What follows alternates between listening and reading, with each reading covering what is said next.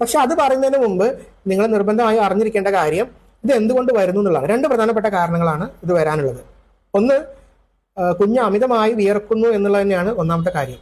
രണ്ട്, കുഞ്ഞുങ്ങളുടെ വിയർപ്പ് ഗ്രന്ഥികൾ പുറത്തോട്ട് ഓപ്പൺ ചെയ്യുന്ന ആ ഒരു ഓപ്പണിംഗ് അടഞ്ഞു പോകുന്നു എന്നുള്ളതാണ് രണ്ടാമത്തെ പ്രധാനപ്പെട്ട കാര്യം. ഇനി എങ്ങനെ വരാതെ നോക്കാം, അല്ലെങ്കിൽ എങ്ങനെ ചികിത്സിക്കാം? ഒന്നാമത്തെ കാര്യം, കുഞ്ഞിനെ അമിതമായി വിയർക്കാൻ സമ്മതിക്കാതിരിക്കുക എന്നുള്ളതാണ് ഇത് വരാതിരിക്കാനുള്ള ഏറ്റവും ബെസ്റ്റ് മെത്തേഡ്. അപ്പൊ എങ്ങനെയാ? AC, ഫാന്, കൂളറൊക്കെ ഉള്ള റൂമിൽ വേണം കുഞ്ഞിനെ ഉറക്കേണ്ടത്. രണ്ടാമത്തെ കാര്യം, കുഞ്ഞിടുന്ന വസ്ത്രം ഈ ഒരു സമയത്ത്, ഈ ചൂടുകാലം കഴിയുന്നത് വരെ ഒട്ടിപ്പിടിക്കുന്നതും കട്ടിയുള്ളതുമായിട്ടുള്ള വസ്ത്രങ്ങൾ കുഞ്ഞുങ്ങൾക്ക് ഇട്ടുകൊടുക്കരുത്. ലൂസ് ആയിട്ടുള്ള കോട്ടന്റെ വസ്ത്രങ്ങൾ, അതുപോലെ തന്നെ ഈ കുഞ്ഞിന്റെ ദേഹത്ത് ചൊറിച്ചിലുണ്ടാക്കുന്ന പളവളപ്പുള്ള വസ്ത്രങ്ങളൊക്കെ ഒഴിവാക്കുക.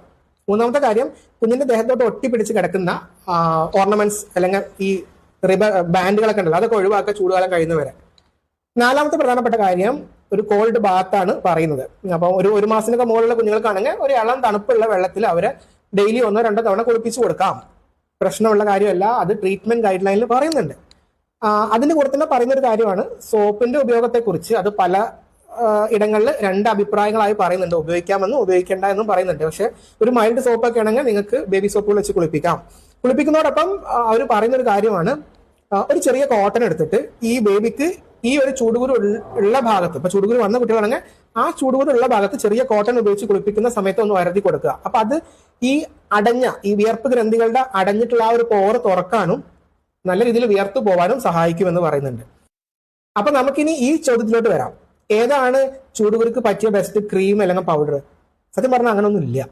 കാരണം മിക്ക സ്ഥലങ്ങളിലും ഈ പൗഡറിന്റെയും ക്രീമുകളുടെയും ഉപയോഗം ആ സമയത്ത് ഒഴിവാക്കാനാണ് പറയുന്നത്. കാരണം ഇത് ഉപയോഗിച്ച് കഴിഞ്ഞാൽ നമ്മുടെ വിയർപ്പ് ഗ്രന്ഥികളുടെ ഓപ്പണിംഗ് അടഞ്ഞു പോകുന്നതാണല്ലോ ഒരു പ്രധാനപ്പെട്ട പ്രശ്നം. അപ്പൊ ഇനിയും അടയാൻ എന്ത് കാരണമാവും? നമ്മൾ ഈ പൗഡറും ക്രീമുകളൊക്കെ അമിതമായി ഉപയോഗിച്ചാൽ. പക്ഷെ നമ്മൾ ക്രീം കൊടുക്കാറുണ്ടെന്ന് വെച്ചാൽ മെഡിക്കേറ്റഡ് ക്രീമുകൾ ഉപയോഗിക്കേണ്ടി വരാറുണ്ട്. ഉദാഹരണത്തിന് സ്റ്റിറോയിഡ് അല്ലെങ്കിൽ അതുപോലെ ആന്റിബയോട്ടിക് ക്രീമുകൾ, ഓയിൻമെന്റുകൾ ഇവിടെ ഇതിന്റെ ചികിത്സയായി പറയുന്നുണ്ട്. പക്ഷെ അത് കൂടുതലായി വരുന്ന കുട്ടികൾക്ക് ഒരു ഡോക്ടർ കണ്ട് ആവശ്യമെങ്കിൽ നൽകേണ്ട ഒന്നാണ്. അങ്ങനെയാണ് ചെയ്യേണ്ടത്. അതല്ലാതെ ഇത് മാറിപ്പോവാൻ ഒരു കോമൺ ആയിട്ട് സാധാരണ ഉപയോഗിക്കുന്ന ക്രീമുകളും മറ്റ് പൗഡേഴ്സ് ഒക്കെ ഒഴിവാക്കാനാണ് പറയുന്നത്. അതിന്റെ കാരണം നിങ്ങൾക്ക് ഇപ്പോൾ മനസ്സിലായിട്ടുണ്ടാവും എന്ന് വിചാരിക്കുന്നു. അതുകൊണ്ടാണ് ഞാൻ പറഞ്ഞത് ഇത് എങ്ങനെ ഉണ്ടാവുന്നു എന്ന് അറിഞ്ഞാലാണ് നിങ്ങൾക്ക് ആ ലോജിക്ക് മനസ്സിലാവുള്ളൂ. ഇപ്പൊ മനസ്സിലായല്ലോ?